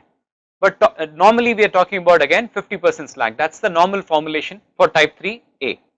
I'll show you again how other systems are. So here, for example, on the axis here, this SEM1 has up to 95% of clinker, and extender is up to 5% is permitted. Okay, SEM2A up to 20% of extender is permitted, SEM2B up to 35% extender is permitted, SEM3A is up to 65%. So 36 to 65% of slag is permitted in SEM3A. SEM3B up to 66 to 80% slag is permitted, SEM3B. So very high blast furnace slag content. And SEM3C, which is a very rare cement, is almost entirely blast furnace slag. Up to 95% of cement could be blast furnace slag. So that's something which is not typically produced, but it can still be produced because blast furnace slag, interestingly, has cementitious properties. It is not totally pozzolanic, it has cementitious nature also. It can react on its own with water also to produce a hydrated cement paste structure. Okay, so that's the general layout of how these SEM1, 2 and 3 are actually defined. So this is a much larger table. I know that this is not easy to see. I'm not going to talk about this table in more detail, but I just wanted to tell you these are all the different types of cement that are actually available in the Euro norm. And this actually tells you just the way that the lettering is done for the cement tells you exactly what type of binder is there, how much quantity is there, and so on. So that's a very nice way of representing different types of cement. Now again, just like our Indian standards, the Euro norms also give different standards for their cement. Okay, so again, in India we have 33, 43 and 53. In Euro norm we have 33 or 32.5, 42.5 and 52.5 with a suffix of either N or R. Now why N or R? N is basically your normal hydration, R is basically rapid hardening. Okay, normally hardening and rapid hardening. Both of these have different rates of strength development that are desired from the concrete. I'll show you what that is. N is normal strength, R is high early strength. Okay, what is this now? Basically the numericals indicate the lowest strength in megapascals which cement must reach as tested by the European standards. Okay, in India 33, 43, 53 are tested by the Indian standards. I don't know how many of you have seen that standard very carefully. You must have done that test in your lab anyway, where you define the quantity of water to be added to the cement to make the mortar cube, and that quantity of water is actually based on the normal consistency of your cement. Okay, but in this case in Euro norms, all the cements are tested at the same water to cement ratio. Okay, that is the difference between Indian and Euro norms. In Indian system we have water requirement for the compressive strength test is based on the consistency of the cement, whereas in Euro all the cements are mixed with the same water to cement ratio. Okay, so whether the cement is N or R talks about how much strength requirement it has at different ages. I will just show you a glimpse of what this is. So in this diagram, for example, the three types of cement 32.5, 42.5 and 52.5 are plotted. On the y axis you have the compressive strength, on the x axis you have the requirements. For example, the 7-day the requirement from 32.5 N is that you achieve 32.5 plus at 28 days, but at 7 days you are still required to have around 16 megapascal strength. So that is a 7-day hurdle. The solid line is a 2-day hurdle, that means the cement also has to satisfy a 2-day demand for the compressive strength. So here for example for 32.5 R you have a 2-day requirement of 10 megapascal and a 28-day requirement that is still 32.5 plus 20 megapascals, okay, up to 20 megapascals above. In the case of your 42.5 N you have a 2-day requirement of 10 megapascal and a 28-day requirement of 42.5 megapascal. So again the requirements are defined for the normal or rapid hardening cements based on either a 2-day requirement or a 7-day requirement. Usually the rapid hardening requirements are 7 days or a high strength requirement is 7 days, so 2 days, and the lower strength cements have a 7-day requirement. So again this is just presenting the same graph in terms of a table. Okay, this is much easier to understand. So this is what you would need in terms of the strength at 28 days and at early ages to classify the different types of cement. Now why are we interested in looking at these Euronorm cements? This is because increasingly now we are dealing with projects which are done by multinational companies, and the type of the consultants that they hire are also not typically from our country.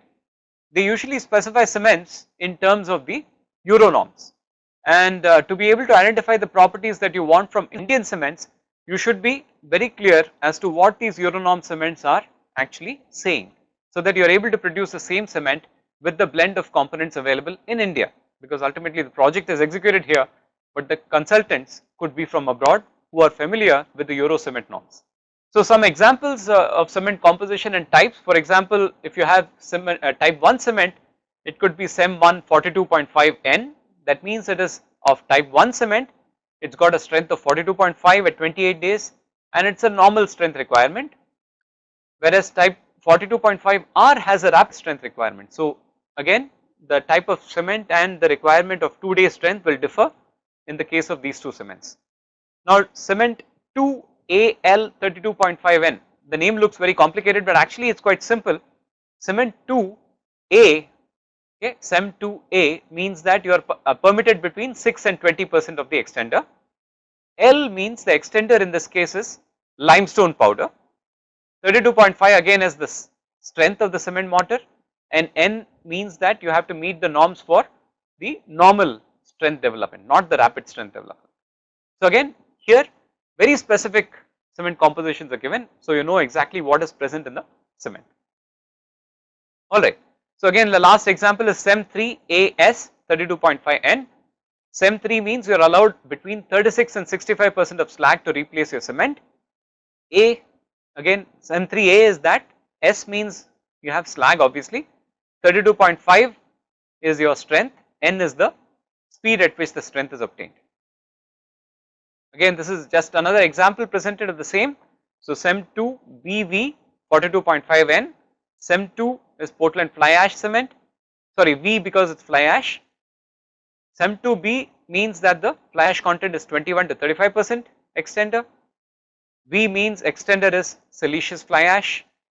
42.5 means the 2-day strength requirement is greater than 10 megapascal, and 28-day strength is between 42.5 and 62.5 megapascal. That is how you will interpret a typical Euro norm cement.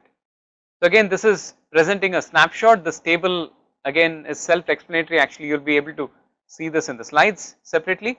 Again, it talks about what are the different clinker contents that are available in different types of cement and how much additives are actually permitted. Now, these curves that you see in this chart here are representing the compressive strength dependence on the water to cement ratio. Now, depending upon the type of cement that you have, the strength dependence will be quite different on the water to cement ratio. But what you have to understand is that you can use any cement to produce any concrete, alright. All you have to do is use the appropriate chart for the conversion of strength to water cement ratio. For example, for a SEM 2 42.5 N, okay, SEM 2 42.5 N, which has, let us say, a limestone as a blended component, the requirement of cement content may be quite different from SEM 1 42.5 R, okay. So again, you need to ensure that you are using the right combination of cement content and water cement ratio to get the strength in concrete. But nevertheless, you have to imagine that concrete can be made to most strength grades with any of the available cements, okay. You just have to use the appropriate conversion chart. Just because you are using artery potent cement in a project and you want to replace that cement with another cement, it does not mean that you cannot produce the concrete anymore. You can produce the concrete, but you need to readjust the mix design with the appropriate cement content and water to cement ratio.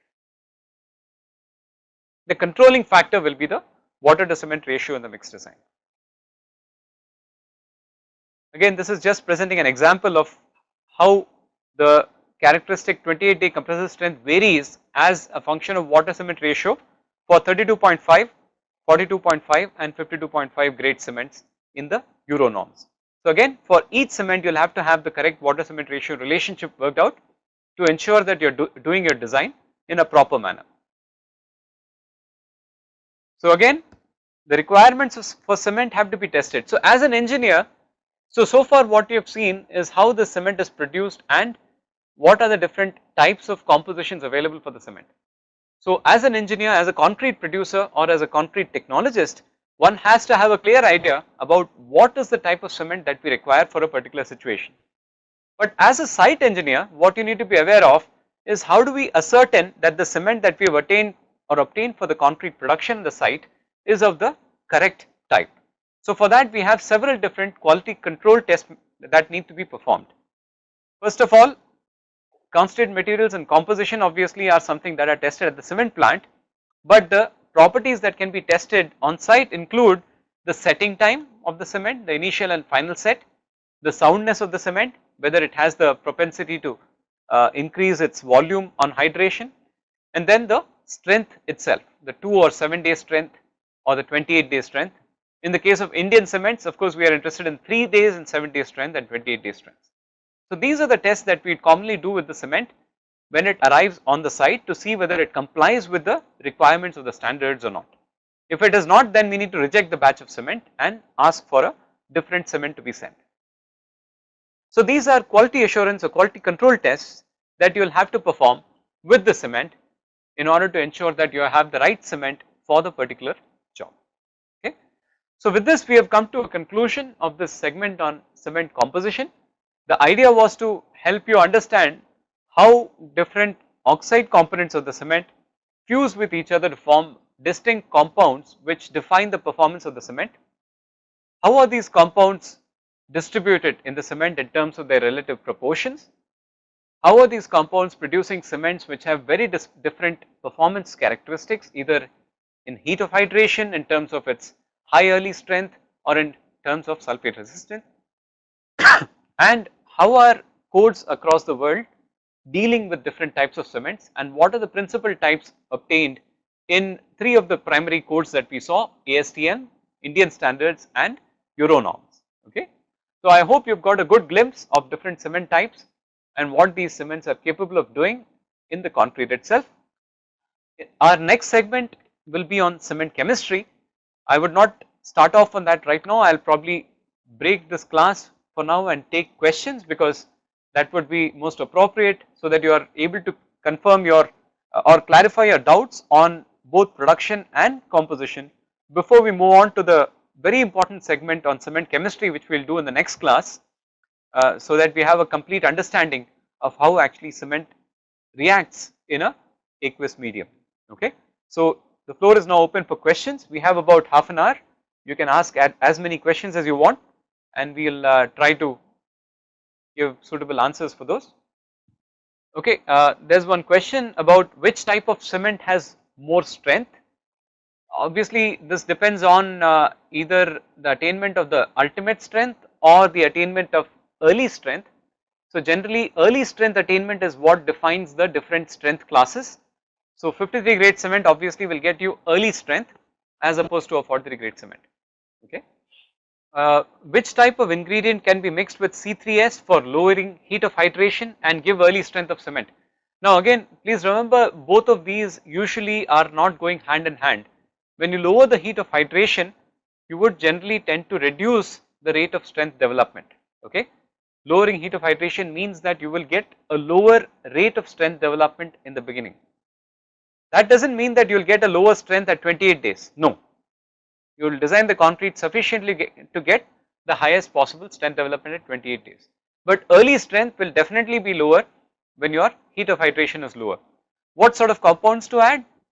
You typically replace cement with fly ash or slag. Those are usually very good for lowering the heat of hydration, and they will affect the 3-day strength, but by 7 days or by 28 days you will find no substantial difference between a concrete with just cement or with a blended cement. Okay, how does blended cement increase durability? Of course, that is a very large question to answer in one class. Two important things. One, of course, that blended cement, you are replacing cement by a material like fly ash or slag. Again, I will talk about this in cement chemistry, that when cement reacts, one of the compounds that principally forms is calcium hydroxide. The fly ash or slag can help consume the calcium hydroxide and lead to the formation of additional calcium silicate hydrate, which is the primary binding component in the cement. Okay, more binding of cement means better long term strength. So that is how calcium silicate hydrate can contribute to better long term strength. Secondly, because calcium hydroxide, as I was mentioning earlier, is also susceptible to easy attack by external chemicals like chlorides or sulfates. As a result of this, you can have cements that are plain OPC producing very high components of calcium hydroxide, which perform very poorly in case of chloride and sulfate attack. Now when you reduce the quantity of cement by substituting with fly ash or slag, and you also cause it to consume calcium hydroxide to produce CSH, you automatically increase the resistance to chloride or sulfate attack. So you distinctly have an advantage as far as aggressive conditions are concerned, and that is how you enhance the durability of your system. Having said that, the other reason responsible for increasing durability is the lowering of permeability of your system. When you use fly ash or slag, typically the permeability of the concrete also reduces. When you reduce permeability, you increase the durability automatically. Is there a laboratory method to find the percentage of fly ash in a Portland pozzolan cement? That is a good question. There is no easy way to do that. There is no easy way to do that. You need to be fairly good at some sophisticated methods like X-ray diffraction. Using X-ray diffraction, you can do a quantitative measurement of the amount of pozzolanic material like fly ash or slag that is added to your cement. But this type of capability is probably there with only a very few individuals in our country who can do this on a very regular basis. So with normal chemical tests, there is no easy way to figure out how much fly ash is present in your cement. Okay, and for the most part, we have to go with what the manufacturer is actually telling us. Yeah. So how do you specify the size of irregular structures in Vogue compounds? I'm not sure what this question is about, but probably it says how do you measure the size of these irregular structures? The average size of irregular structures is measured by an equivalent circular diameter that you can actually obtain. So that is how we define the average size, as an equivalent circular diameter. Now what is the major difference between PPC and OPC? That is a simple question to answer. Again, OPC, you allow only up to 5% of performance enhancers. In PPC, you have up to 35% of fly ash present. Okay, that is the primary difference between OPC and PPC. How is sulfate resistance increased by reducing C3A? A very important question, but of course it is related to cement chemistry, so I will deal with it in more detail in the next class. But what is critical for you to understand is when lower C3A content is, in cement is present, you are combining that into a stable product in the beginning itself. And when external sulfates react with a concrete that has low C3A cement, it will not produce the unstable products that are responsible for the damage during sulfate attack. I will explain this better when we actually do cement chemistry, because it will be much more clearer at that point. Whether Bogue's equation works for PPC? Good question. It does not. Okay, Bogue's equation is usually intended to be used for only ordinary Portland cement, and that too before the performance enhancing additive is added. Okay, if you are adding limestone powder or fly ash as a performance enhancer up to 5% in your cement, that will completely alter your Bogue compositions. So truly speaking, you should apply your Bogue compositions only for determination during your manufacturing process of your cement, in the final stages before you add the additives. Only then you are getting a perfect picture of your potential formulations. Okay, so Bogue composition cannot be done for a cement that you buy in the market, because you will obviously have the 5% performance enhancing additive in there, and that will throw away your formulation very easily. So for a perfect compositional formulation, you need to ensure that Bogue composition is typically done only at the manufacturing plant, not for the cement that you actually obtain. So many of you must be reporting C3S, C2S contents in your research. Okay, when you do that, you are calculating obviously the Bogue compositions based on the oxide data sheet that is given by the cement manufacturers. So please remember that that Bogue composition that you are reporting for your research is not correct. It is only based on the cement composition that you obtain, not based on the original clinker composition, which is what it was intended to do. So when you have this Bogue composition for your research, it is not showing the accurate components. If you want the accurate components of C3S and C2S in the cement, then you will have to do what is known as a quantitative X-ray analysis, X-ray diffraction analysis, quantitative X-ray diffraction analysis. There are a few labs around the country which can do that for you and give you the correct compound compositions of Portland cement. Those are exact compositions and not approximate composition. What will be the effect on cost if you use more blast furnace slag and cement? Okay, now please remember, blast furnace slag is obtained as a byproduct in the iron and steel processing industry. It is available for a cost that is much lower than Portland cement. So generally when you use these additives in cement as a replacement for cement, either fly ash or slag, your cost of production is definitely going to go down. Okay, the cost to the consumer, generally it depends on what the cement companies are charging. In my opinion, they should be charging lesser for blended cement than they do for ordinary Portland cement, because their production costs are also lower. So I don't know if that is done in every market. At least here in Tamil Nadu, that's not the case. Most cements are available at the same price or just marginally different prices. Okay, but price of Portland cement should reduce when you substitute with cement or slag, with fly ash or slag. We have a lot of questions, but I'll try to answer as many as I can. What can be blended with cement other than fly ash or slag? You can blend limestone, as I said, up to 5% in cement, but increasingly we have a handle on how other pozzolanic additives can also act in the system.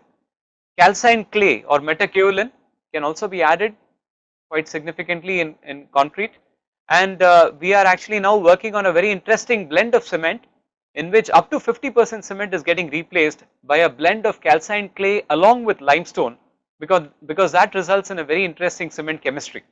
Again, I am not here to talk about that, but you have several different options available, especially if you look at the EN standards for composite cements.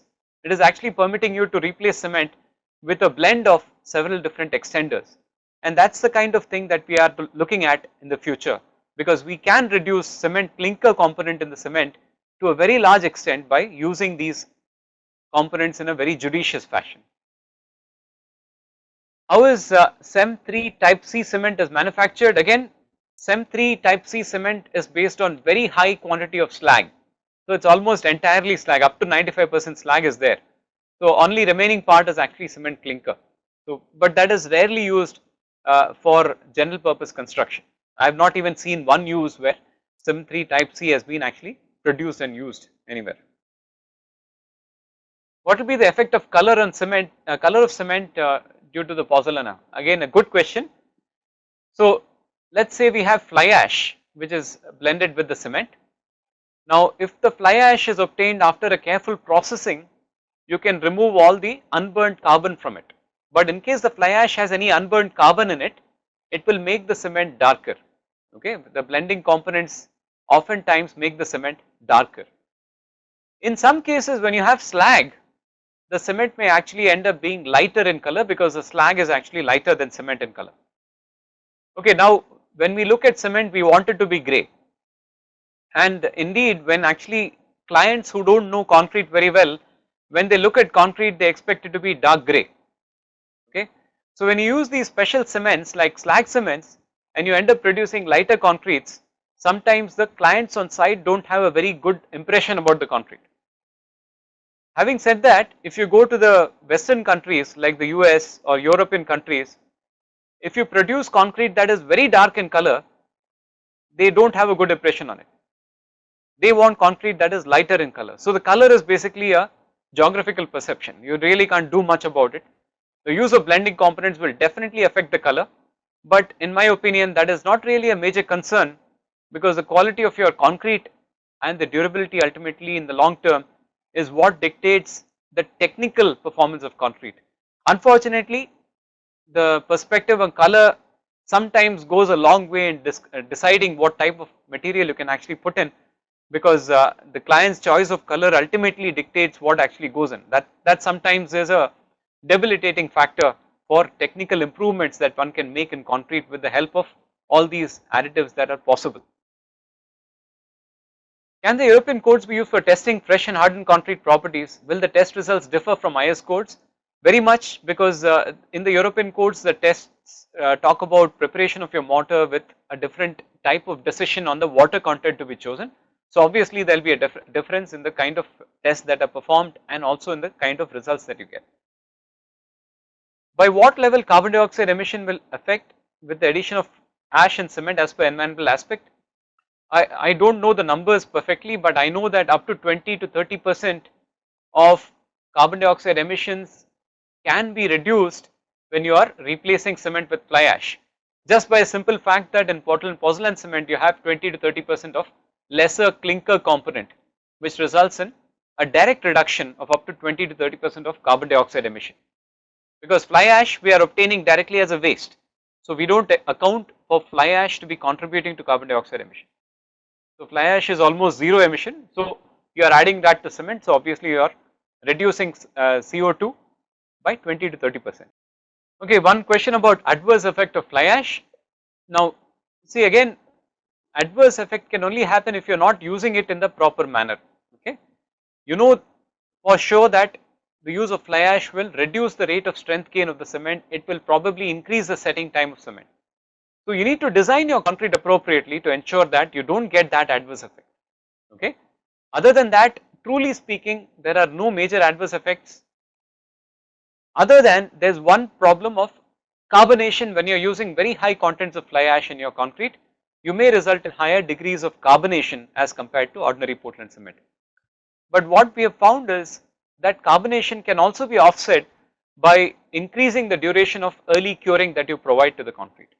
So as long as you are doing proper curing with the concrete, ascertaining that you have done a good job with the concrete mixture proportioning, you can produce fly ash concrete that is much better in all respects as opposed to ordinary Portland cement concrete. Is there any replacement for cement in concrete production? Is there any type of replacement that will provide same benefits? I have been talking about the same thing here. Any concrete that is produced with fly ash or slag can actually give you equal or better performance than concrete with just plain cement. Drawbacks primarily are in terms of carbonation resistance can sometimes suffer if you have higher quantities of fly ash or slag, but that can be offset by providing adequate curing. So as long as you take care of concreting practices properly, take care of the quality of these ingredients properly, you can be ensured you can be assured that you will get a much better quality final product. Role of alkalis in cement, okay, it is a good question. Alkalis are obtained as impurities in the cement clinker, and the alkalis are usually present in the form of alkali sulfates. Alkalis tend to increase the rate of the silicate reactions. So, the C3S reactions are increased in the presence of alkalis. So, if you find any modern cement will actually have high alkali contents because they will end up producing higher strength of the cement at very early ages. You should also realize that higher quantity of alkalis, although it is beneficial from a strength point of view, may actually be bad from a point of view of alkali silica reaction when you have poor quality aggregate in your concrete. When you have reactive aggregate in concrete, if you have higher alkali content in the cement, that will contribute to alkali silica reaction, which is a durability problem in some parts of the world where they do not have good quality aggregate available for construction. What is the role of C2S? Again, the question is, does C2S have any role in modern concrete at all? I told you already that modern concrete is based on attaining very high early strength development, and that is primarily done with the help of C3S. So, as far as C2S is concerned, probably it is not contributing at all to the early strength development, and because we are not going to be curing our concrete for a very long time period, the contribution of C2S will be very limited in regular concrete. What should be the optimum size of pozzolans to produce more CSH? Again, pozzolans are derived from various sources. The size depends on where you are collecting this from. So, fly ash, for example, when you collect from an electrostatic precipitator, you can get a mixture of different sizes because of the fields that you collect the fly ash from. Obviously, the finer sized fly ash particles will be more reactive as opposed to the larger sized fly ash particles. So, you need to make a distinction based upon that aspect, okay. So, reactivity will depend on the particle size. So, if you slag is obtained from the molten condition by quenching, and you need to actually grind it to cement fineness. So, you have the choice of grinding it finer, and that will produce a more reactive material. But then you also have to remember that grinding it finer requires more energy. So, you are actually consuming more energy in producing this material, which will increase the cost of the material. So, all these aspects have to be looked at carefully before deciding the particle size to be used in the concrete. But having said that, a finer particle size of the pozzolan will result in a faster reactivity and a better improvement of the early age characteristics of the concrete. Drawbacks of Bogue equation, I already told you earlier, Bogue equation is only giving you approximate chemical composition or compound compositions. Those are not exact compositions because they are not accounting for the presence of the additives that are typically there in the cement, okay, and they are also assuming certain conditions which are not really existing in the kilns, such as equilibrium, for instance, okay. So, although it is a very useful tool during the manufacturing process, in research Bogue equations have to be used with that sense of understanding that they are only giving you approximate compositions. What type of cement is used in masonry work and for slab construction? Okay, slabs are again concrete components, so you use any general purpose cement, ordinary type 53 grade cement or 43 grade cement, whatever it is. But for masonry purpose, especially for plastering, you cannot use cements which gain very rapid strength. Like 53 grade cement, you should not be using for plastering purposes. Why? Because when you do it for plastering, the rapid rate of strength development and rapid heating that is caused by this material will result in cracking. So, you want to use something which has a much slower rate of strength development for masonry purposes. Typically, you can use a lower grade cement like a 33 grade cement, or you may want to blend your cement with fly ash for a masonry purpose, and that usually works quite well in the case of masonry. High strength cement should not be used for masonry. What is the strength of low, moderate and high early heat cement? Okay. Now again, at what age is the strength of low, moderate and high early strength cement same? So that again depends on the kind of concrete that you have. That is only data from a particular class of concrete. What I just wanted to point out by that graph is that the high early strength cements will tend to slow down later ages, okay. At later ages, the strength gain is not going to be substantial, whereas the lower early strength cements, that means the low heat of hydration cements, while they start off much lower than the ordinary Portland cements, may catch up or may even increase in strength beyond OPC provided you continuously cure the system. Similar thing will happen with fly ash concrete also. If you continuously cure the fly ash concrete, it will definitely increase in terms of strength as opposed to ordinary Portland cement. There is a question whether the chemical composition changes depending on grade of cement. If you look at the IS specifications for the grade of cement, there are 3 different specifications of the 3 different grades of cement.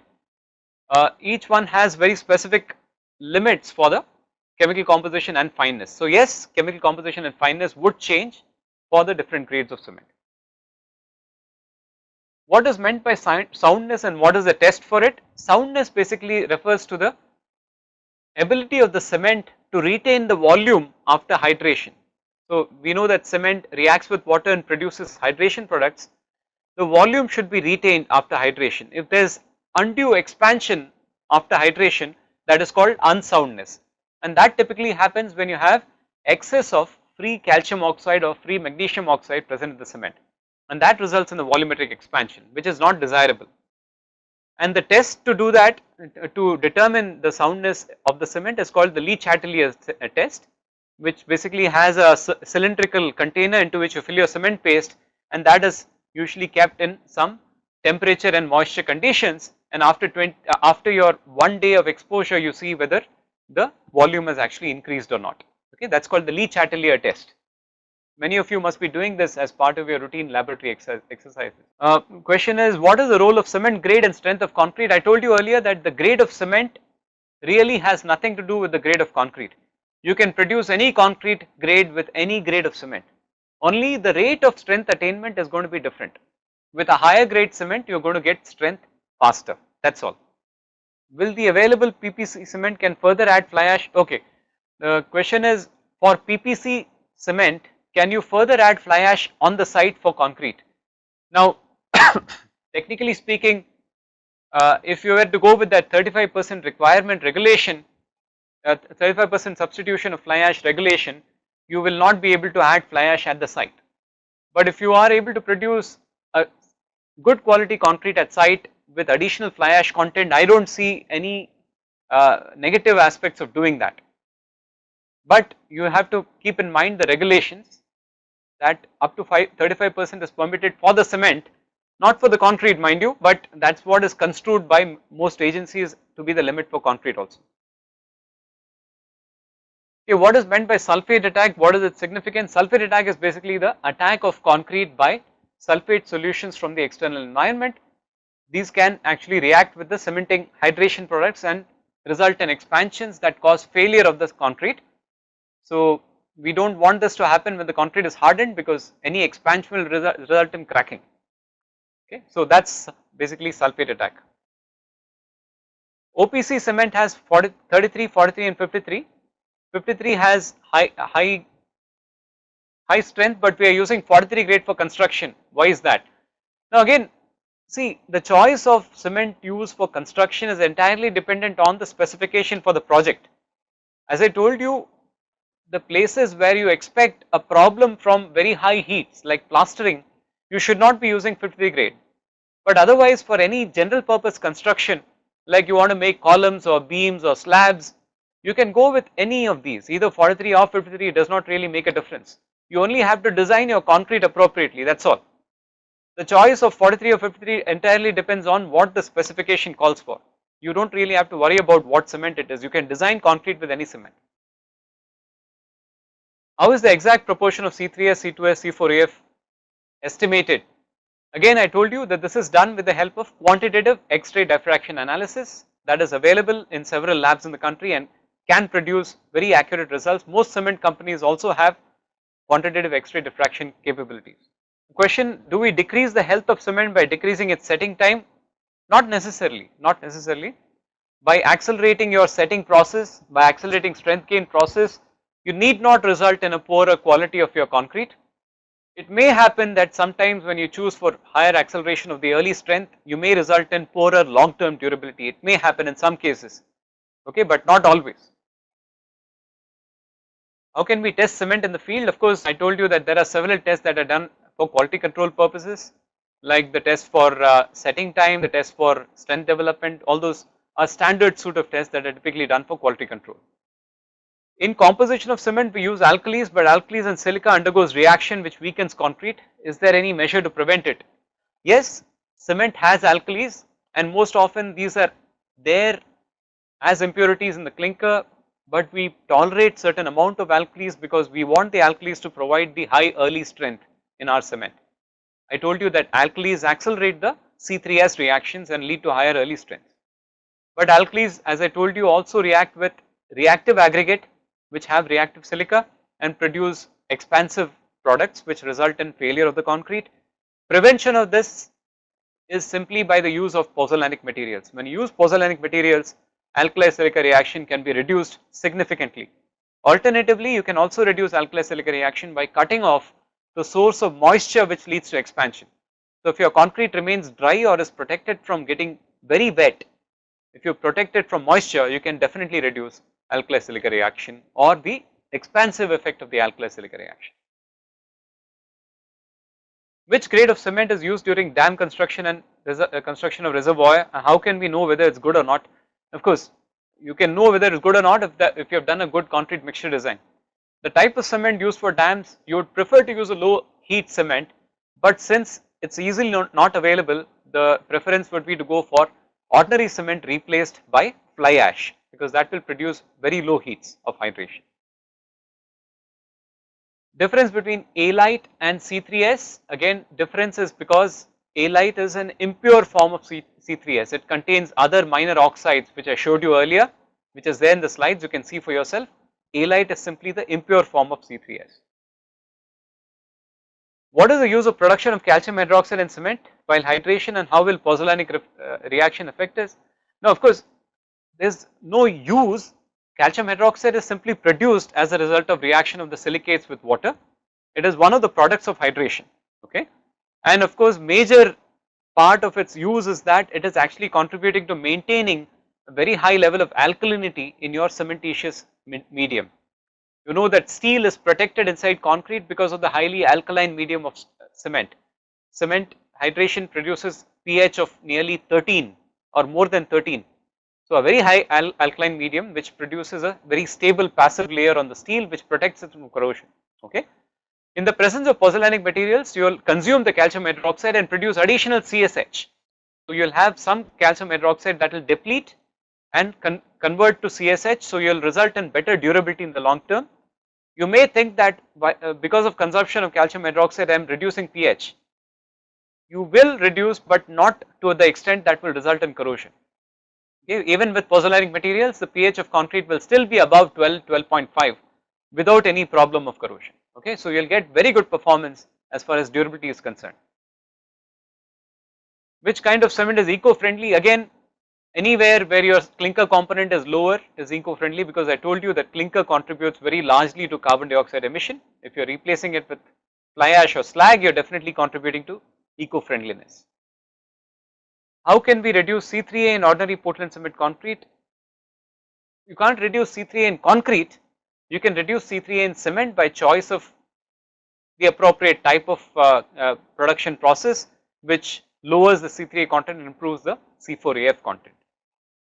Which kind of cement can be used in seismically prone areas? Please remember, seismic design has got nothing to do with cement, okay, and for the most part it does not even have anything to do with concrete.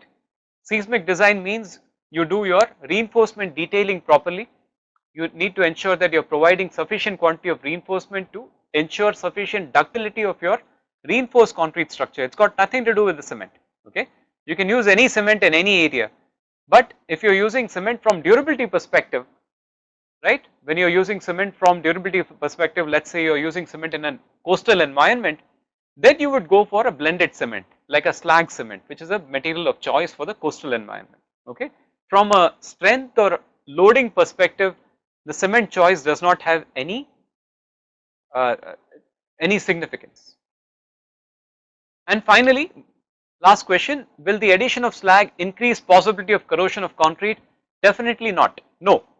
Slag engages in a reaction with calcium hydroxide, it engages in its own cementitious reaction. The resultant product that you get is a combination of CSH that is produced because of slag hydration, because of pozzolanic reaction, you ultimately produce a component that is much more durable as opposed to plain cement paste. Even though calcium hydroxide is lowered, you are not really reducing your pH to a level that is significant enough to cause corrosion. Of course, in the case of carbonation, when you have very high slag replacements like 50% slag, you may result in carbonated concrete which can increase chances of corrosion, but slag on its own will never produce concrete that is more prone to corrosion as opposed to ordinary Portland cement concrete. In fact, in marine conditions, because slag can bind the chloride, it can actually produce a much better concrete than ordinary Portland cement concrete. So in marine conditions, especially in coastal environments, you have to have slag as a replacement for cement and concrete. Okay, so with that I hope we have gone through everybody's doubts.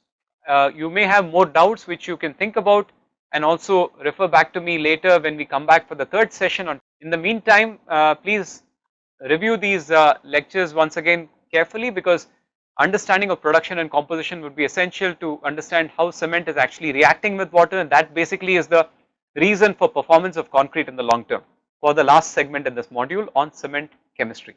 Thank you very much.